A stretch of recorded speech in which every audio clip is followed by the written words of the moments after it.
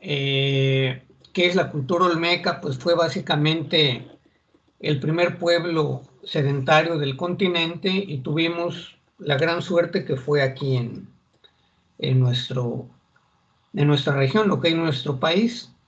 Pero esa cultura olmeca, que no sabemos cómo se llama, no tenemos más muestra que lo que dejaron en piedra, le dio vida culturalmente a los otros pueblos que luego surgieron y que se fueron diferenciando geográficamente. Entonces, aunque todos pertenezcamos a una cultura mesoamericana común, cada pueblo se fue haciendo diferente, diferentes lenguas, diferentes maneras de nombrar a los dioses, diferentes maneras de cultivar de acuerdo, ya saben, a su entorno geográfico. Una de esas culturas fue la cultura maya. En términos generales se acepta como que la cultura maya se empieza a desarrollar a partir del año 100 a.C.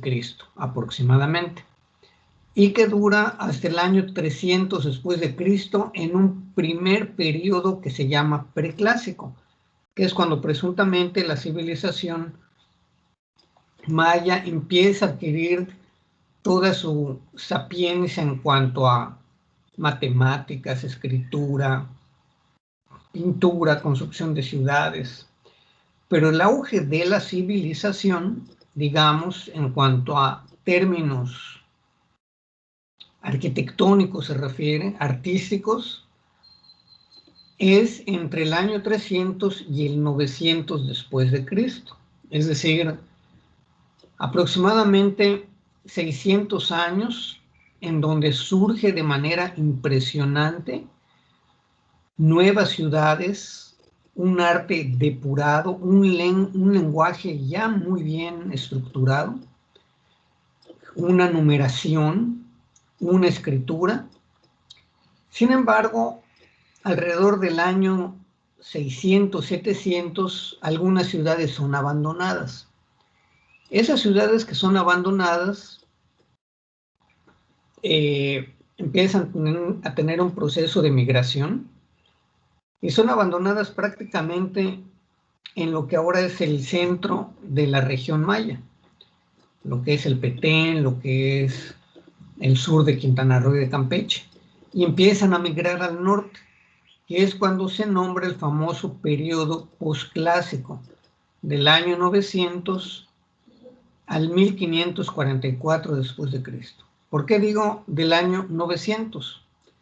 Porque es a partir de ese momento cuando surge la organización social en lo que es una nueva reestructuración en zonas que son vueltas a construir, reconstruidas, pero hay ciudades que se abandonan completamente. Ciudades que se abandonan completamente, por ejemplo, pueden ser Tikal, Palenque, lo que es Bonampak, Yaxchilán, Piedras Negras, pero surgen nuevas ciudades. ¿Cuáles nuevas ciudades pueden surgir? Chichén Itzá, Uxmal, Sibichaltún, Cobá, lo que era antes Chetumal, Ixpatún o Oxtancá, pero hay un nuevo régimen de ciudades entrelazadas hasta el momento de la llegada de los invasores españoles. A ver qué dice Sabri por acá.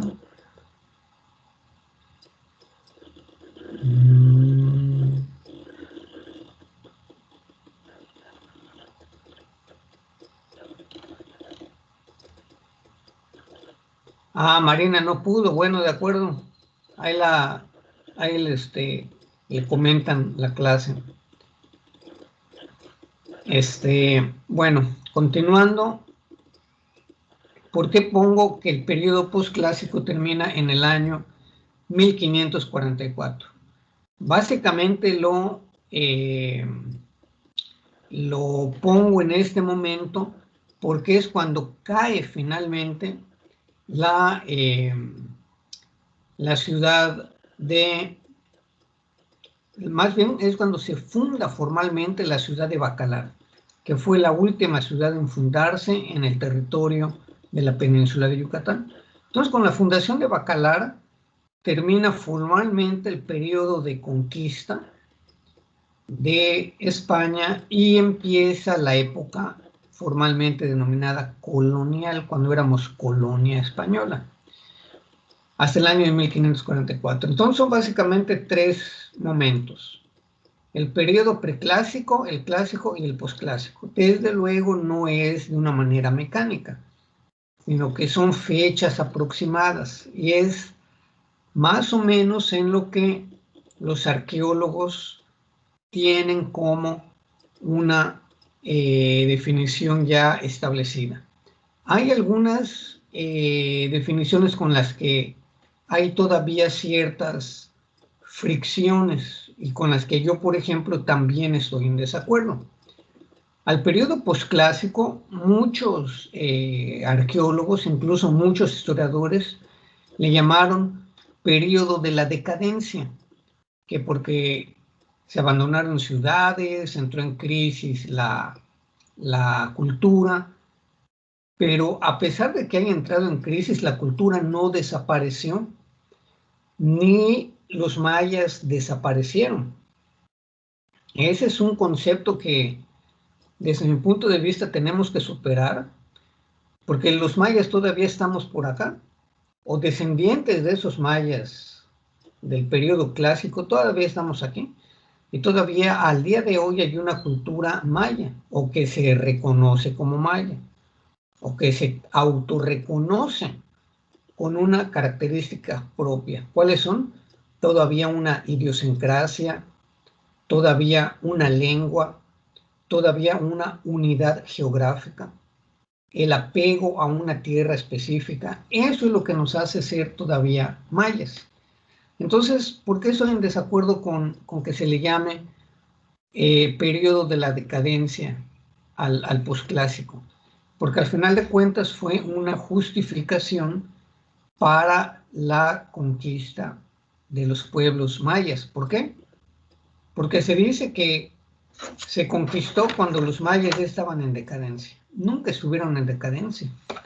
Al contrario, las mismas crónicas españolas hablan de una gran cantidad de población en lo que hoy es la península de Yucatán. Se llega a pensar que hubo más población al momento de la invasión que al momento actual. Si ahorita somos 3 millones de habitantes en toda la península, se calcula que en aquella época había entre 6 y 9 millones de personas. Entonces no era un periodo de decadencia. Y hablan, ¿saben de dónde era el lugar en donde había más población? ¿Dónde creen? Descrita por los españoles. Les parecerá rarísimo, pero así fue. ¿Dónde creen? Por estos lugares. Sí, en la región de Chetumal. Ellos dicen que la mayoría de la población se encontraba en la región de lo que ellos denominaban Chactemal o Cacicazgo de Chactemal. Es decir, ahorita es una población muy poca respecto a Cancún, a Mérida, a Campeche, pero al momento de la llegada de las primeras expediciones, que vamos a ver con más calma, en esa época se habla de que había gran cantidad de población en la zona de la desembocadura del río en el cacicazgo de Chactemal. Es decir, estaba lleno de gente. Probablemente, ¿saben qué? Ni siquiera había selva. Estaba lleno de cultivos de maíz para alimentar a tanta gente. Y no había importaciones, tenían que consumir el maíz, tenían que producir el maíz que consumían. Entonces, yo, en lo personal, y muchos otros investigadores de la cultura maya, coincidimos en que no hubo una decadencia, sino que hubo un cambio en las estructuras del periodo clásico al posclásico, de las estructuras sociales, de las estructuras económicas, de las estructuras políticas, pero eso no implica una decadencia, Y tampoco por qué no hay una decadencia, porque si seguimos afirmando que hubo una decadencia, damos pie a versiones fantasiosas.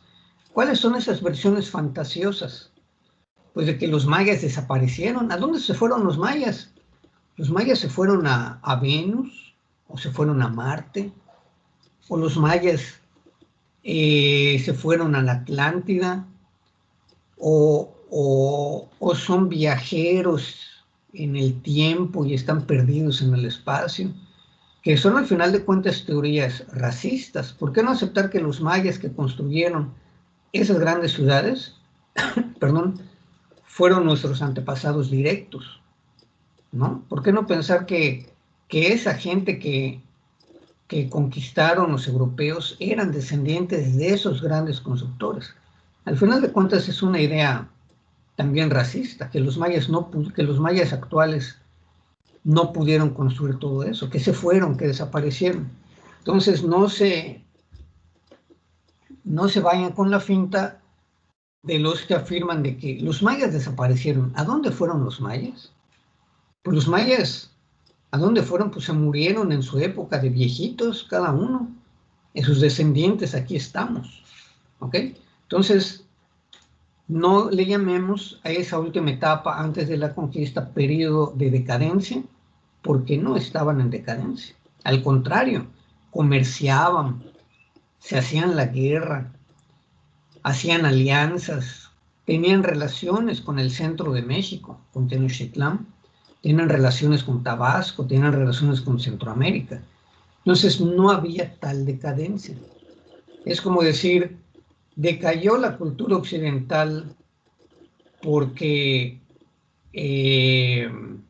hubo una crisis de los años 30 después de la Primera Guerra Mundial. Pues no decayó, sigue la cultura occidental igual, el capitalismo a todo, ¿no? O decayó la economía por la pandemia, sí decayó, pero no estamos desapareciendo, sino que se va a reestructurar en algún momento la economía.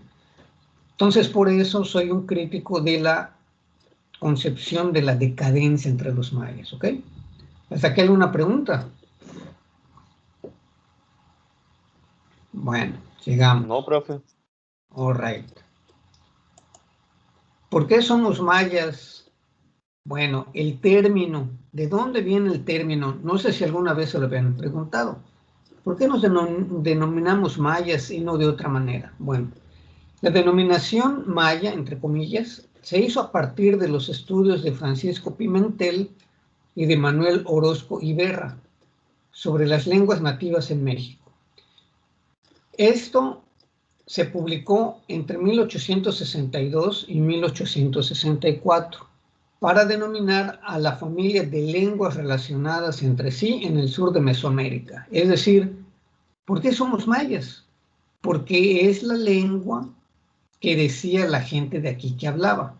Entonces les preguntaban, ¿tú qué lengua hablas? Y ellos decían, hablamos lengua maya. Hablamos lengua maya. Para ver un piropo para Cindy, ¿qué significa may?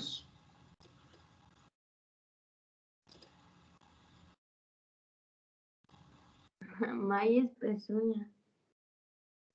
Lo presumido.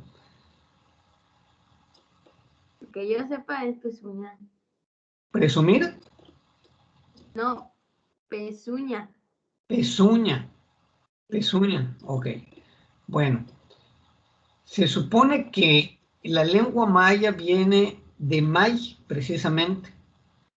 Entonces, ¿qué lengua es la que se hablaba aquí? Pues la que hablaban los que se apellidaban may. Lengua may, maya. De ahí viene la denominación original de la lengua maya. Por ejemplo, ¿qué lengua hablaban los itzáes? Pues la lengua itzá. ¿Qué lengua hablaban los que se apellidaban may? Pues la lengua maya. De ahí viene la denominación original. Obviamente, no había una denominación como lengua formalmente para toda la estructura lingüística de la región.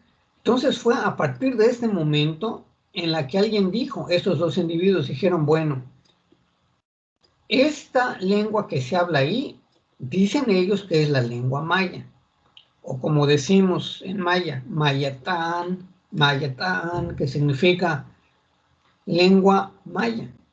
Ese fue el sentido de que nos denominemos ahorita como mayas, la lengua. La lengua le dio nombre a la cultura a la cual nos autorreferimos. Y este es un mapa de las lenguas mayenses. Fíjense cómo está toda diseminada por partes de Mesoamérica.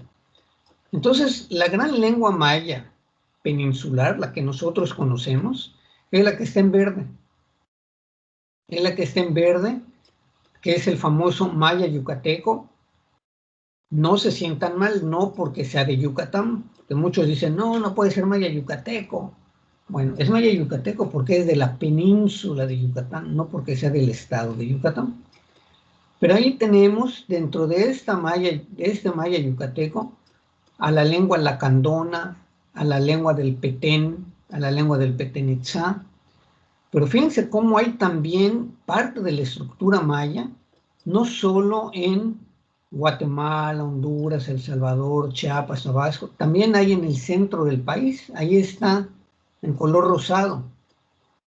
La familia Mije-Zoque también tiene relación con la lengua maya.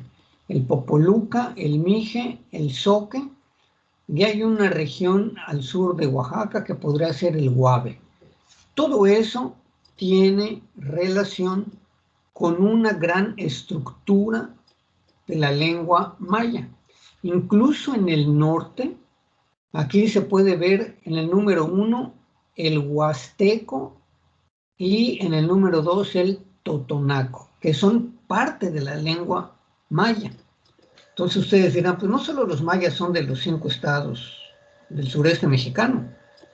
Bueno, actualmente sí, pero ¿cómo podemos explicar que haya una lengua maya en esas zonas? Pues simplemente porque hubo migraciones.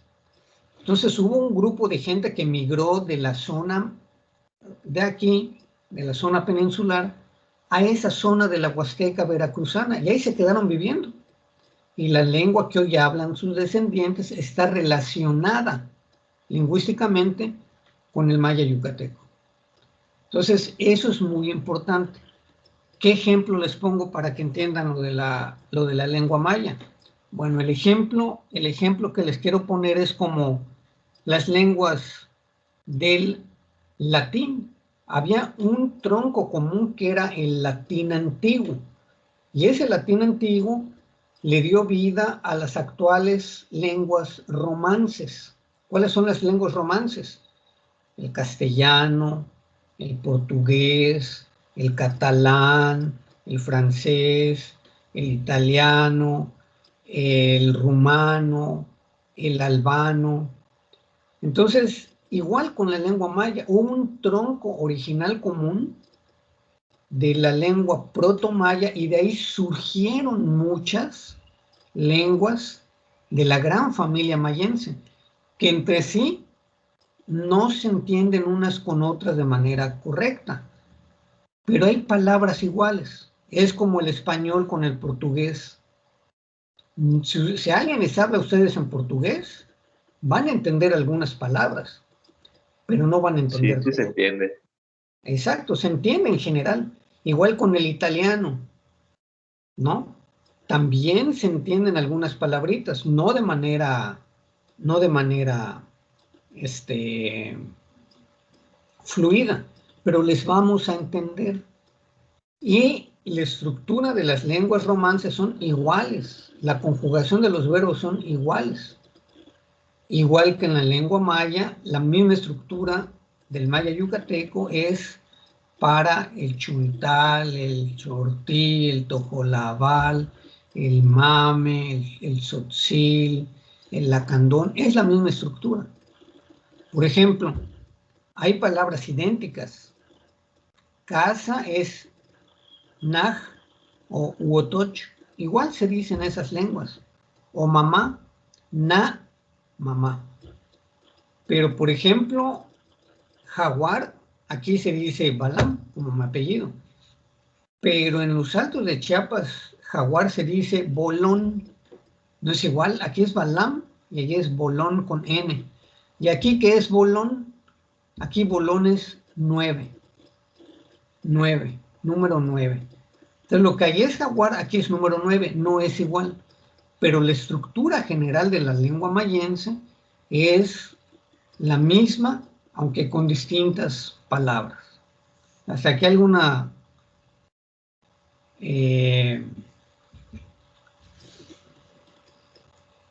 pregunta? No, profe. ¿No? No, ¿Sabe alguna pregunta? No, profe. Saúl, buenos días, ¿cómo estás? Buenos días. ¿Todo bien, profe? Qué bueno que ya te integraste. Ok. Bueno, entonces, acuérdense, 2 conclusiones de las primeras transparencias. No hubo una tal decadencia a la llegada de los españoles. Segundo, nos denominamos mayas porque así se denominaba la lengua que decía la gente de aquí que hablaba. ¿Ok? Entonces, ¿por qué somos mayas? Porque la lengua que se habla aquí es la maya. Conclusión, la lengua fue la que le dio nombre a este grupo étnico y a nuestros actuales congéneres o los que nos autoidentificamos como mayas. Ok.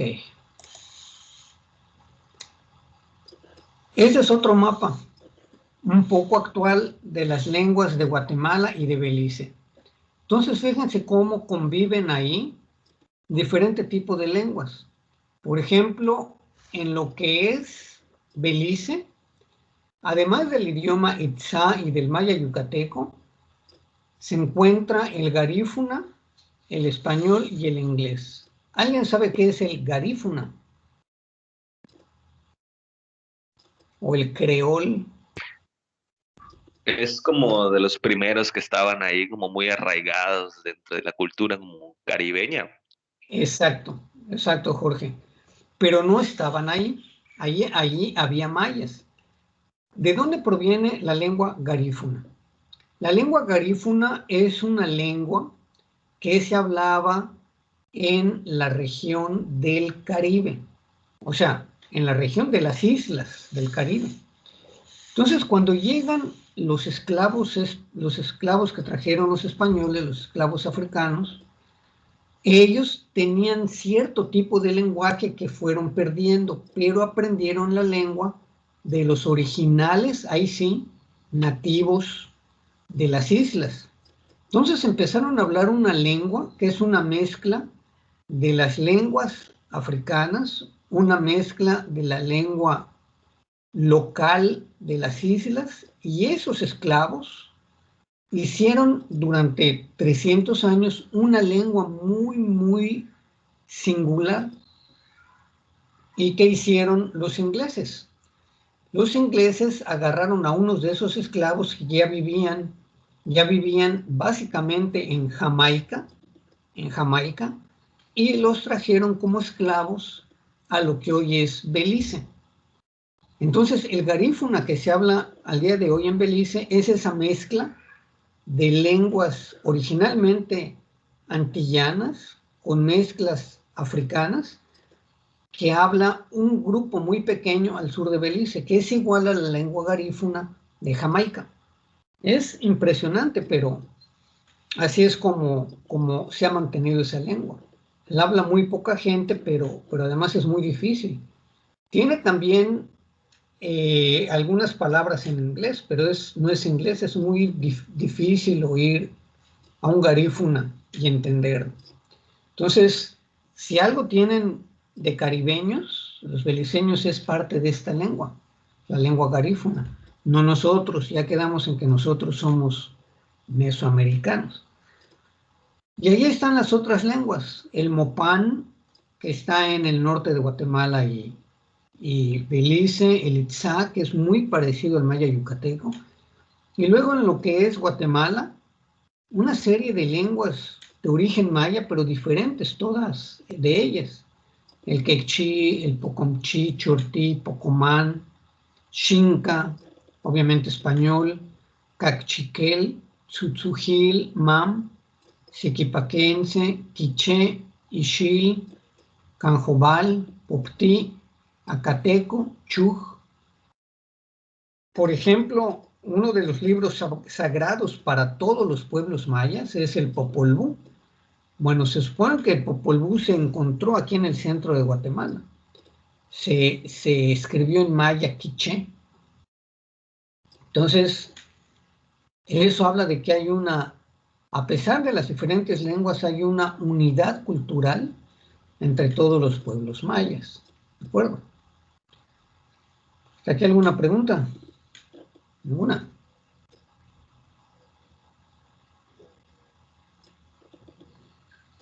No, No, creo que todo bien. Ok. A ver, pregunta de cultura general. La deben saber ya. ¿Por qué Belice se llama Belice?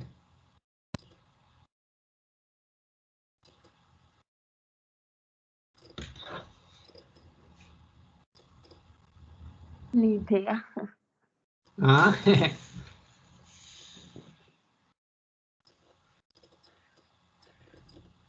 prendan su video, no sean tímidos. Saúl, Sabdi. es como provenida de una palabra en maya. No.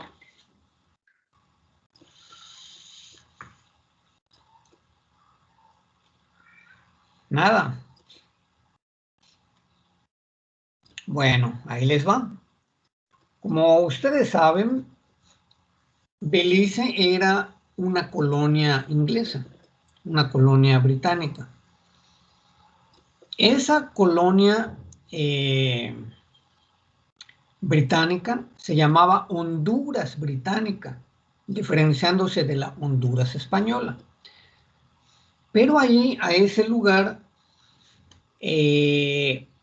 llegaron colonizadores ingleses, por eso es británica, obviamente. Pero antes de que llegaran, con el permiso de la corona española, espérenme un segundo, voy a estornudar.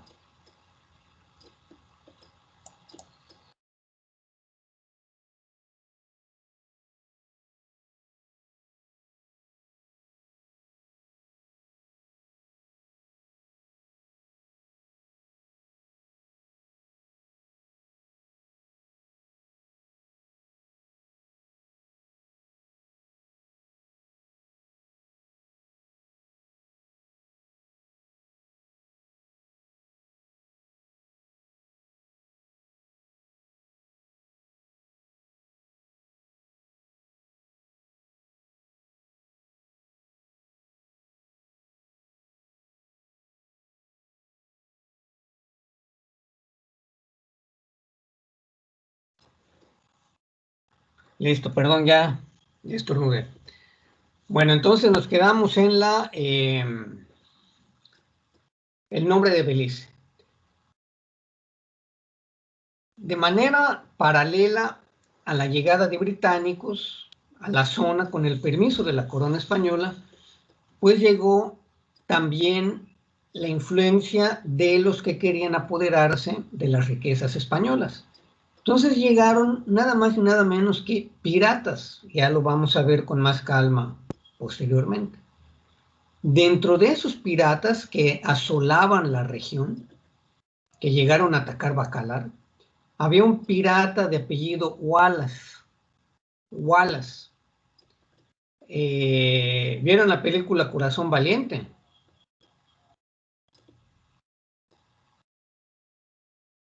Con Mel Gibson. Exactamente, ¿se acuerdan cómo se apellidaba Corazón Valiente? Se apellidaba Wallace, era un rebelde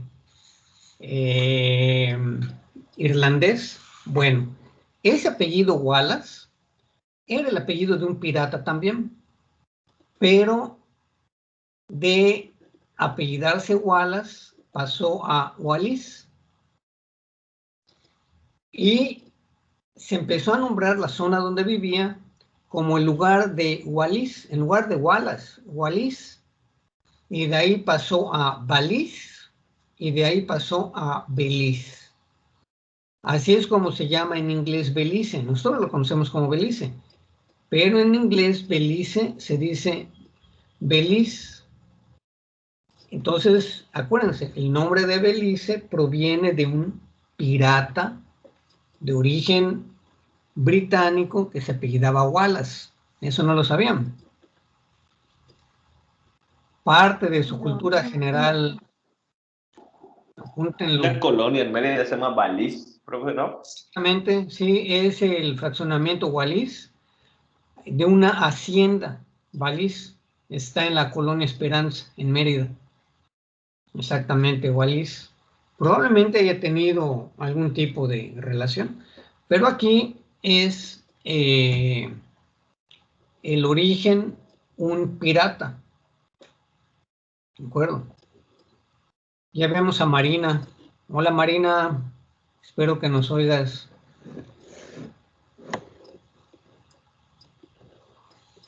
Hola, Sí. sí, ya los oigo.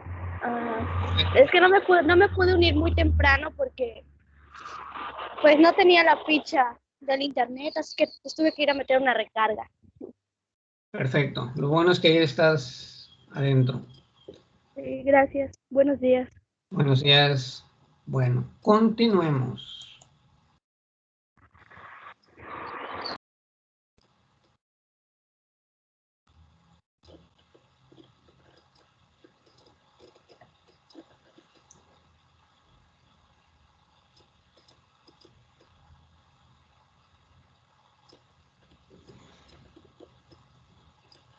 Bien, esto es muy interesante. Hay una transición entre la antigua cultura olmeca y la nueva cultura, también nueva entre comillas, maya, que se dio aproximadamente entre el año 200 y el año 100 antes de Cristo. Ya sabemos qué heredó la cultura maya de la cultura olmeca. Heredó el uso y el cultivo del maíz, del frijol, de la calabaza, de los diferentes tipos de chiles, tantos cultivos que nos heredaron, y no solo los cultivos, sino la manera como se cultivaba. Pero también nos heredó los calendarios, la numeración, algún tipo de cosmogonía. Por ejemplo, el nacimiento de nuestro pueblo se sigue pensando que surgió de las cuevas. Los mayas tienen ese mito de origen, igual que los mexicas, igual que los totonacos, igual que los mixtecos. Pero los arqueólogos, por eso es importante este lugar, han encontrado evidencias de cultura olmeca y evidencias de cultura maya muy temprano aquí en esta ciudad que se llama Huachactún, y en concreto en esta pequeña pirámide que la estructura E7 sub, de ahí de Huachactún. Entonces, ¿por qué se dice que ahí se puede ver la transición entre olmecas y mayas? Se puede ver la transición porque tiene evidencias arquitectónicas olmecas, las caras humanas con rasgos de felino que vimos como parte de la cultura olmeca, y ya se puede ver una estructura formalmente del periodo clásico posterior. Así se empezaron a formar las pirámides. ¿Cómo se formaban las grandes ciudades? Los mayas no destruían una pirámide, sino que iban construyendo una encima de otra. Entonces, a diferencia de nosotros que decimos, este edificio ya no sirve, ya es muy antiguo y se destruye, con excepción de los coloniales que están protegidos por la ley. ¿Cuántos edificios no se tiran y se construye uno nuevo, ¿no? Eso es parte de nuestra cultura, destruir lo antiguo y construir uno nuevo. Bueno, no, los mayas no destruían sus ciudades, sino que imaginen esta pequeña pirámide que luego le construían una arriba, y luego otra arriba, y luego otra arriba, hasta llegar a ser pirámides altísimas. Por ejemplo, la pirámide de Chichén Itzá tiene abajo 3 estructuras identificadas, otras 3 pirámides abajo completamente identificadas. Y cada cuando construían otra pirámide encima. Pues construían otra pirámide encima cada vez que simbólicamente ellos consideraban que podía haber un cambio. Entonces podía ser cada 365 días, o sea, cada año. Podía ser cada fin de una cuenta larga. Ya lo vamos a ver con calma, los calendarios, que son 52 años. Entonces, cada 52 años pudieron haber ellos construido otra pirámide arriba. Y después pasaban una guerra y le ganaban a la ciudad vecina. Construían arriba otra parte. Y así iban construyendo, hasta que de repente tenían las grandes ciudades que hoy conocemos. ¿De acuerdo? Entonces, acuérdense, la ciudad de Huachactún, que está en el norte de Guatemala, casi en la frontera con México, es la ciudad en donde se han encontrado evidencias olmecas y las primeras evidencias de estructuras arquitectónicas típicamente mayas. ¿Ok?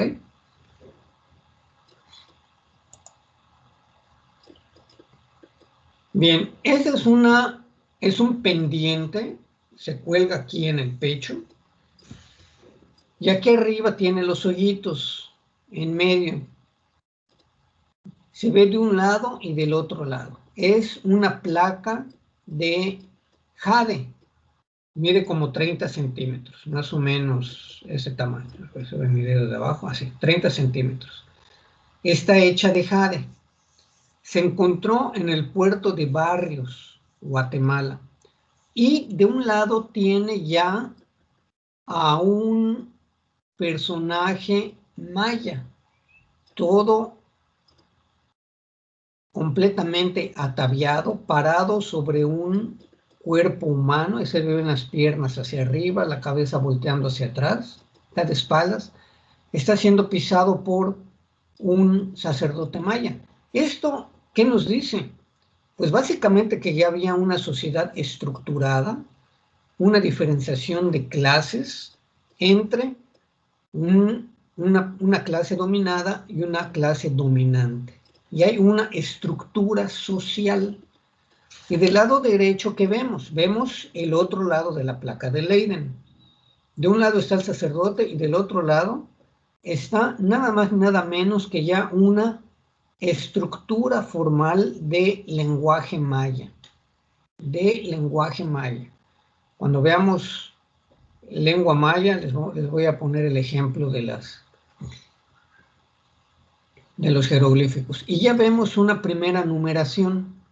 Del lado izquierdo a la izquierda de cada glifo, un 8, un 14, un 3, ¿de acuerdo? Entonces, esta placa de Puerto Barrios data del 365 después de Cristo. Es decir, ya es el inicio del primer periodo maya. Esta es una estela muy erosionada, pero es un sacerdote. Fíjense bien, ahí se le ve un poco rodeado de sombra las piernas, el brazo izquierdo, el brazo derecho con un bastón de mando y el penacho. Es la estela de Huachactún, también del año 360 aproximadamente después de Cristo. ¿Y qué tenemos aquí? Tenemos nada más ni nada menos que toda el área maya. Entonces les voy a explicar ahorita en cuánto se divide el área maya. El área maya se divide en 3 grandes zonas.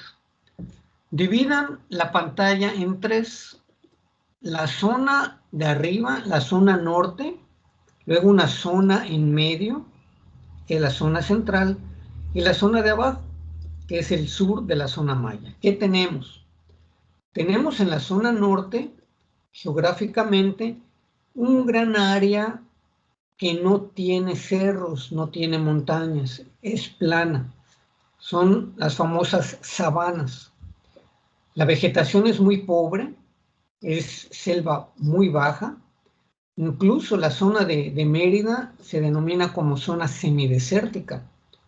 No hay ríos, hay una zona costera muy amplia, tampoco hay lagunas, y el hombre se surtía de agua dulce por medio de cenotes o por medio de la recolecta de agua de lluvia. Eso es lo que caracteriza a la zona norte. Es una planicie, o sea, es un terreno plano. A diferencia de la zona central, que empieza, podemos decir, donde está Chetumal, precisamente es el sur de Campeche, de Quintana Roo, y todo lo que es el norte de Guatemala, todo Belice, Tabasco, norte de Chiapas. ¿Qué tenemos ahí? Tenemos una zona sumamente diferente a la del norte, empezando porque es una zona de selva alta, selva densa. De diferencia de la zona norte, está llena de ríos, de lagunas, de lagos.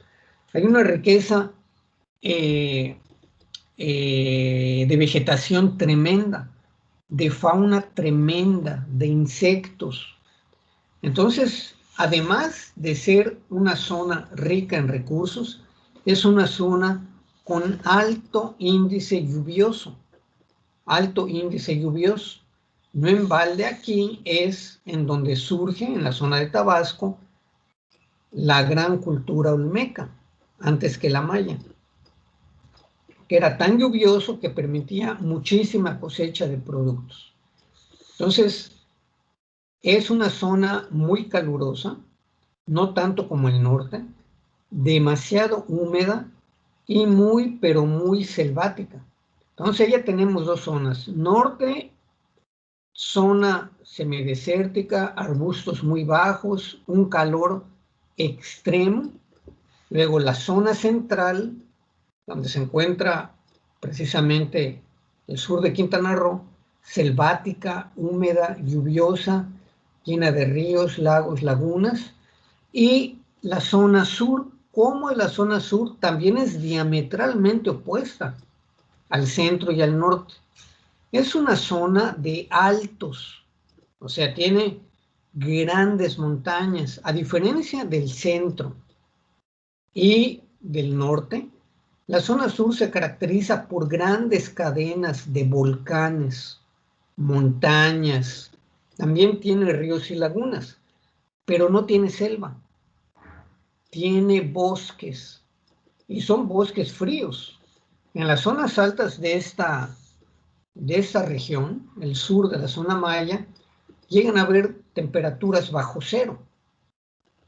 No cae nieve por su situación muy cercana al trópico de Cáncer, pero es un lugar muy, muy frío de bosques, de pinos. Entonces, fíjense cómo la zona maya tiene en su región tanta diversidad ecológica. Hay frío, hay calor extremo, zonas templadas, una diversidad tremenda en cuanto a recursos. Es la única zona del continente que ve a 3 lugares diferentes. Por un lado ve al Océano Atlántico, que es el Mar Caribe. Por otro lado ve al Golfo de México, y al sur, nada más ni nada menos que al Océano Pacífico. Entonces ve al Atlántico, al Golfo de México y al Pacífico. Y tiene una cantidad insuperable de recursos naturales. Incluso al día de hoy, gracias a los recursos naturales de la zona, es por lo que México se ha mantenido. ¿Qué se les ocurre? No es madera, no es miel. ¿Qué se les ocurre? Sal. La sal es muy importante, pero la sal no ha mantenido a México. Es un recurso natural, ojo, recurso natural no renovable. A ver, Saúl, ¿qué idea tienes? Petróleo. Petróleo, Hachmalov, ya le dieron al clavo, petróleo. De aquí de la zona maya, ahí donde dice Golfo de México, están los grandes pozos petroleros que han mantenido a México durante años, más de 50, 60 años. El petróleo de la zona maya ha mantenido a el resto de todo el país. Por eso que el desarrollo es en la zona norte, que el desarrollo es en los estados norteños, sí, pero el desarrollo de México no se hubiera podido lograr sin nuestro petróleo. Digo nuestro porque es de nuestra zona maya. En la zona de Tabasco, los grandes pozos petroleros de Tabasco, los grandes pozos petroleros de aquí, de esta parte que se llama Sonda de Campeche. Incluso muchos de los pozos tienen nombres mayas, porque son de esta zona. Entonces, fíjense cómo la diversidad, incluso al día de hoy, ecológica, ha hecho de la región una región sumamente rica, y eso también se puede reflejar en el idioma. En el idioma maya hay la palabra nieve, nieve de que cae del cielo. Hay la palabra hielo, hay la palabra calor extremo, hay la palabra volcanes, ¿no? Entonces, todo eso ha hecho de la zona una zona riquísima. Como dice Jorge, hay sal, también existe el nombre sal en maya. ¿Por qué? Porque probablemente la sal que ustedes estén comiendo al día de hoy en la mesa de sus casas sea sal de aquí de la zona norte, ahí donde dice el Meco. En la parte superior derecha, ahí dice el Meco. Bueno, ahí están las salineras que originalmente son prehispánicas, pero que hoy hay una gran industria salinera que es la segunda del país. Se llama Industria Salinera Roche, y la venden en bolsitas que se llama Sal Sol. Sal Sol. Entonces la venden en los súpers. Esa sal es precisamente del norte de la península de Yucatán. Y así podemos decir de recursos como madera, pescado, caracol, camarones, piedras preciosas del sur, pieles de animales, obviamente recursos alimenticios como el chocolate, ¿no? El chile, el maíz, todo eso es una zona que le da a la región, les repito, una diversidad tremenda. Y quizás lo veamos, si nos da tiempo, en un power que tengo de la zona maya actual de promoción turística, que el 90% de las especies de aves de todo el continente, óiganlo, el 90% de las aves de todo el continente están en la zona maya. Ustedes dicen, chispas, ¿cómo más que Brasil? Más que Brasil. Más que Estados Unidos o Canadá. Más que Estados Unidos o Canadá. Más. ¿Han visto las caricaturas del pájaro loco? The Woodpecker. Sí. Bueno, el pájaro loco es una caricatura norteamericana de la época de los años 50. Bueno, yo he visto en Chetumal, incluso en Yucatán, ese pájaro carpintero. No sé si lo han visto, y se oye cuando pega. La Úscora había uno, profe. Había uno. Sí, sí, sí. Taladraba ahí los árboles, tac, tac, tac, se escucha desde Exacto, los oye. árboles. Ajá. Sí, hay un montón. Ajá, sí. Y se ve clarito cómo lo representaron en las caricaturas. Agarrado con las patas en el tronco y con la cabecita roja picando el tronco, buscando larvas. Toc, toc, toc, toc, toc, toc, toc, toc. Entonces, fíjense cómo ese pájaro carpintero de Estados Unidos lo tenemos nosotros. El hecho de las guacamayas brasileñas, tenemos guacamayas en la región. Entonces, es un ejemplo de cómo todas las aves confluyen en la región maya. Es solo un ejemplo de que aquí tenemos el 90% de las especies de el continente americano. Es impresionante, ¿de acuerdo? Es para que valoren más la cultura de sus antepasados, incluida Marina. Pau, ¿de dónde eres?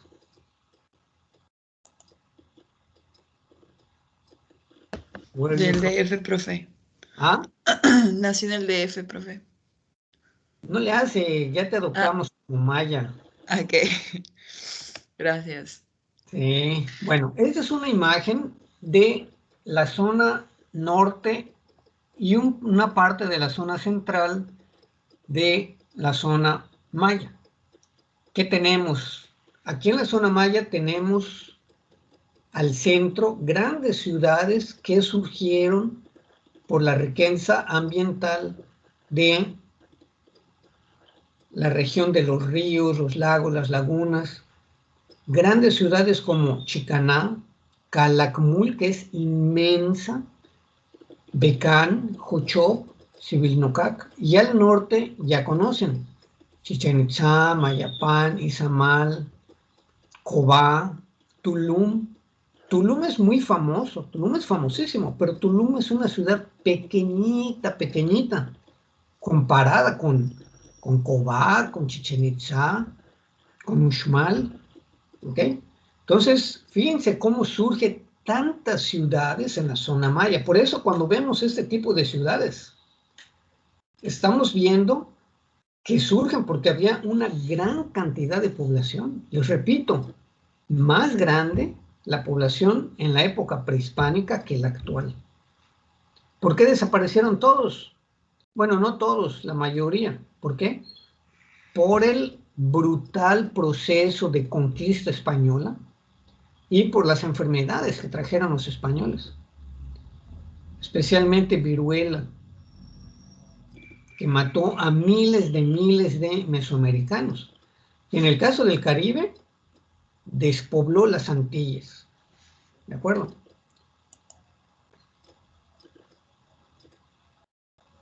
Este es un acercamiento de la zona sur. Ahí podemos ver el Golfo de Honduras y fíjense la gran cantidad de sierras, la gran cantidad de serranías que hay en Guatemala, en El Salvador, en Honduras, y esto se va hasta Chiapas y Tabasco. Entonces aquí tenemos, por ejemplo, volcanes bien impresionantes, como el volcán Tacaná, que está en la frontera de Chiapas y de Guatemala al sur, o volcanes que son peligrosísimos, como el famoso Chichonal. Ustedes no habían nacido cuando el Chichonal hizo erupción. Yo estudiaba antropología en Mérida, y se llenó de blanco toda la región por el volcán Chichonal, que hizo erupción, si no me equivoco, en 1982 u 83 por ahí. Chetumal llegaron cenizas, se veían blancas las calles. Entonces, hay volcanes, hay una gran cantidad de sierras, desde luego lagos, lagunas, y aquí surgieron ciudades tan grandes como Caminalhuyú, como Copán, como Piedras Negras, desde luego Palenque, la región de Tikal, ¿de acuerdo? Entonces, fíjense la diversidad ecológica de toda la región. Por cierto, ¿Se acuerdan que hablamos de las lenguas, de la lengua náhuatl? De algunas palabras que usamos del diario. Sí, profe, sí, sí me acuerdo. Bueno, encontré otra ayer. ¿Qué es hacer loch en maya? Es como abrazar, ¿no? Ajá, como abrazar, así. Lo conocemos como apapachar, ¿no? En el caso de Pau, no dice loch, dice apapachar. Y apapachar, que lo usamos así como apapacha al niño porque está llorando, o a su abuelito, te voy a apapachar porque quiero que estés bien, que te sientas tranquilo, no estés triste, un apapacho. Bueno, la palabra apapachar viene del náhuatl, precisamente, que significa apapachitl, que es abrazo. Entonces, otro breviario cultural de cómo somos mesoamericanos. Tenemos cultura mesoamericana náhuatl. Bueno, seguimos con pintura. Es una lástima que no vean el cursor, pero se los describo. Esta es una muestra de cómo los mayas pintaban. En la parte superior derecha vemos sentado a un gobernante maya con un dignatario sentado frente a él en medio y atrás una mujer. Ahí se le ve clarito el pecho, que es una mujer, un vestido largo y tiene en sus manos un vaso grandote. Un vaso grandote. Estas son representaciones de pinturas en sitios de la zona maya o en vasos. Y a ver qué tienen abajo de esta pintura. ¿Alguien puede identificar?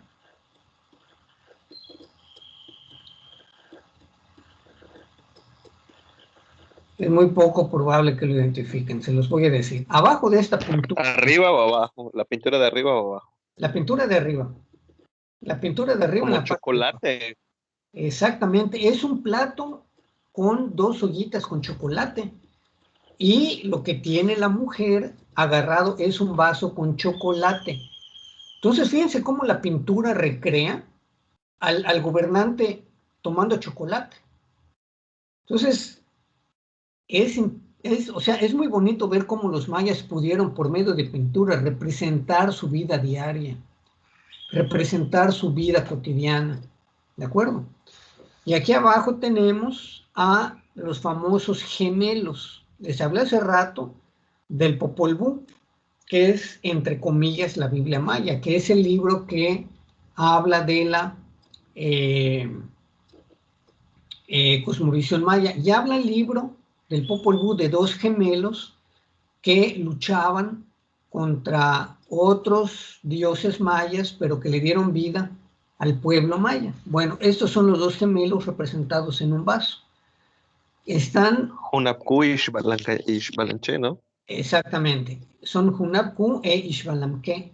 Y están junto a 2 enanos. Estos 2 enanos, que tienen como cintas negras en la cintura, están dándole consejos a los 2 gemelos. Entonces, ahí también en la pintura se puede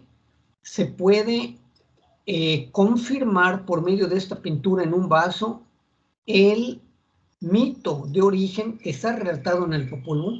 Por eso es muy bonita la arqueología, porque un vaso... También, profe, en Ekbalam está ese mural como un mascarón que restauraron. Sí. Y están los 2 gemelos, ahí los vi. Y está la boca del jaguar ahí restaurada. Exactamente. Entonces, fíjense cómo el libro del Popol Vuh lo encuentran en el centro de Guatemala, en una lengua quiché, pero sirve para toda el área maya. Es como decir, los pueblos católicos del mundo, igual en Italia, que en España, que en México, que en Brasil, los mantiene su unidad religiosa. O los pueblos musulmanes, en Arabia, en Indonesia, en Turquía, los une su identidad religiosa. Aquí también el símbolo de los gemelos es parte de la identidad religiosa y del mito de origen y de la cosmovisión maya. Entonces, es bonito esto de la cultura, perdón, de la arqueología, que va confirmando por medio de iconografía, pinturas, tradición oral, tradición escrita, códices, va confirmando la cosmovisión original de nuestros antepasados. Bien, ¿qué tenemos aquí? Tenemos nada más ni nada menos a un pintor maya que hizo nada más ni nada menos que su autorretrato. Su autorretrato, allí está el pintor que se pone como parte de su oficio un pincel en la cabeza. Un pincel en la cabeza. O sea, como diciendo, el pintor soy yo y su firma, o sea, su cara. No duden que esa haya sido su cara real, que haya sido un autorretrato. Entonces, la cara de un pintor y abajo un caracol con restos de pintura. Era la paleta de los mayas. O sea, no paleta de comer, sino así se le llama al recipiente que tiene varios colores. Se llama paleta. Donde tiene los colores. Ajá, exactamente. Allá en ese caracol ellos revolvían los colores y ahí se ve clarito el resto de color rojo. ¿De acuerdo? Todavía no he visto pinceles, pero no dudo que haya habido todavía restos de pinceles. ¿Por qué? ¿Por qué existe el caracol? Pues porque es más duro que un pincel, que es una maderita con pelo amarrado. Entonces, la naturaleza lo ha destruido. Pero un caracol es más difícil. Entonces ahí se ve el resto de pintura. Aquí otra pintura.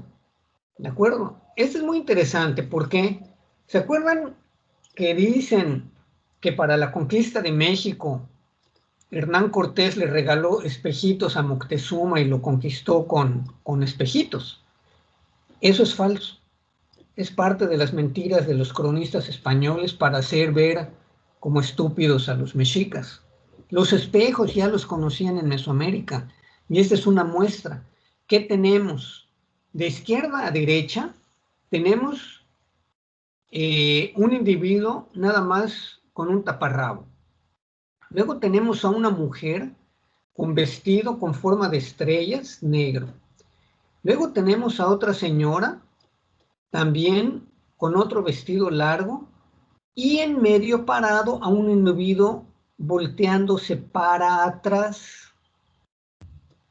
Abajo de rodillas tenemos a un individuo pintándole la pierna y tenemos nada más ni nada menos que del lado derecho a una persona teniendo entre las manos un espejo. Un espejo. Entonces, el individuo que está en medio, que está volteando para atrás, se está viendo en el espejo cómo lo está pintando el que está de rodillas. Entonces, fíjense cómo sí había espejos en la zona mesoamericana, entre los mayas. Entonces, eso de que le regaló espejitos Hernán Cortés a Moctezuma es falso. No eran espejos, obviamente, de mercurio, como en Europa, pero el espejo se lograba limando piedra, y piedra que es de color negro, pero que uno se puede ver su imagen. Eso era un espejo en esa época. Entonces, es una imagen de un dignatario maya siendo pintado y un espejo en el cual se está viendo.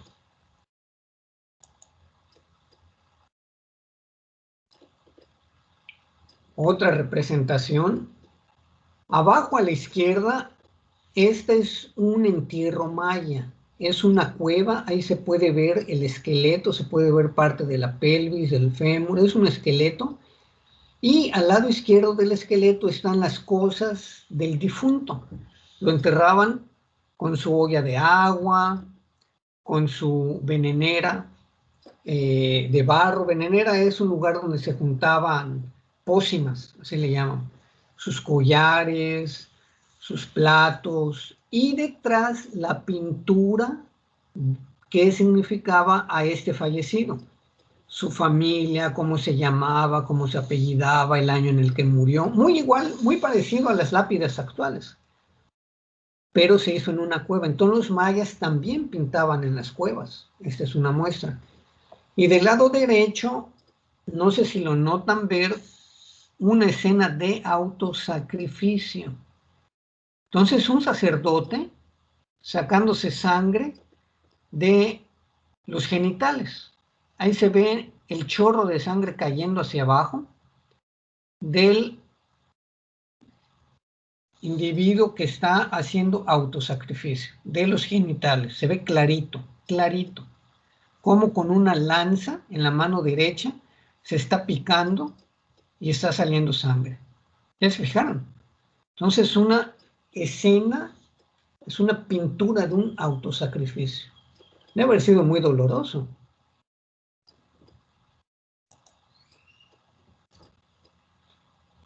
Bien, otra belleza de pintura. Esto es en un vaso. ¿Y qué son? Son dos dignatarios sentados frente a qué? Frente a un árbol sagrado. ¿Ya identificaron qué árbol es?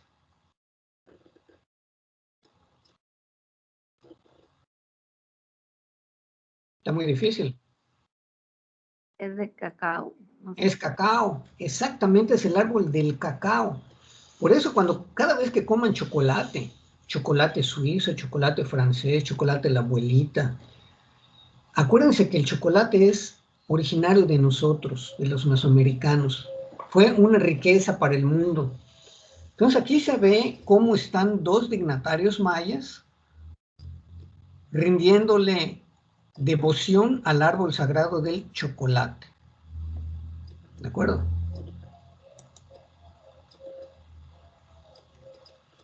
Aquí tenemos otra escena de chocolate.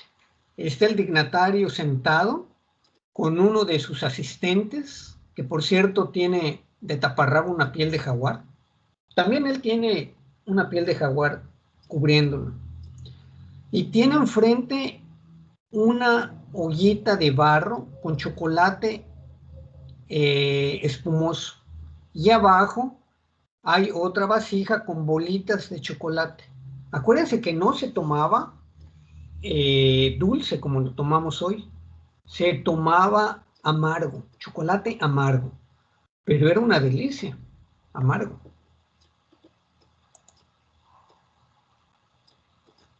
Una escena en un vaso de una persona moribunda.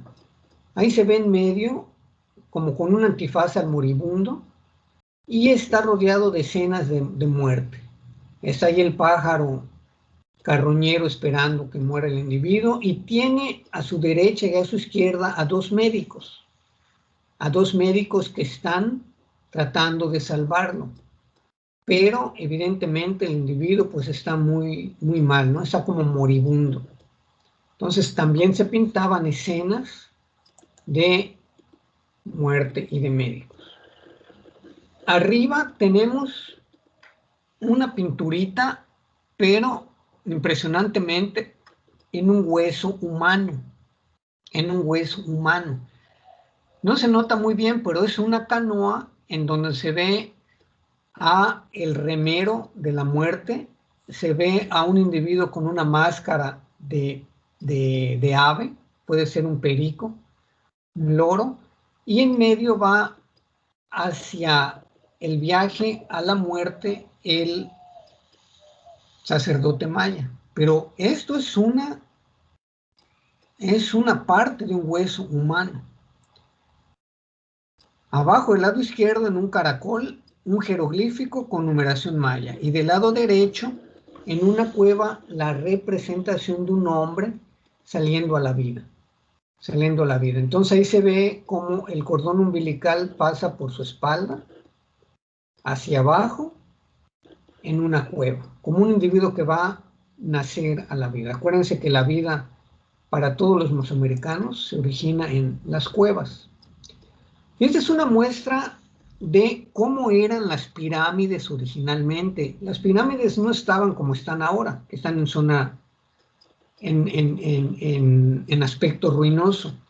Las pirámides estaban todas pintadas, todas pintadas, como esta de arriba, de color rojo, verde, azul, amarillo, blanco. Abajo del lado derecho hay un acercamiento de cómo estaban pintadas las fachadas de las pirámides. Y al lado izquierdo tenemos la representación de una escena de guerra, pero del interior de una pirámide, de un cuarto de una pirámide. Entonces tenían pintadas todos sus templos, todas sus casas de piedra, por dentro y por fuera. Bien, vamos a dejarlo hasta aquí. Ya son 8:30 y empezamos con música la próxima clase. ¿De acuerdo? ¿Alguna pregunta, chicos? No, profe, ninguna. No, Bueno, yo profe, solo todo quería claro. preguntarle con respecto a Sí. las exposiciones que cada quien va a hacer. ¿Usted va a decir una fecha exacta o cómo va a estar? No, no todavía. Escojan su tema. Ya tiene por ahí alguien piratería, guerra de castas, no me acuerdo qué otros temas hay. Y lo van poniendo en el chat. Ponen tema y ponen su nombre y yo ya lo voy recogiendo. Hago una lista y podemos ir poniendo fechas, pero vayan preparándolo en su PowerPoint. Ok, profe. Muy bien, Gracias. chicos. De nada. Si no hay nada más, nos vemos el próximo jueves. ¿Sale? Hasta luego, profesor. Buen día. Buenos Bueno, profe. días. Desayuno Enrico. Nos vemos.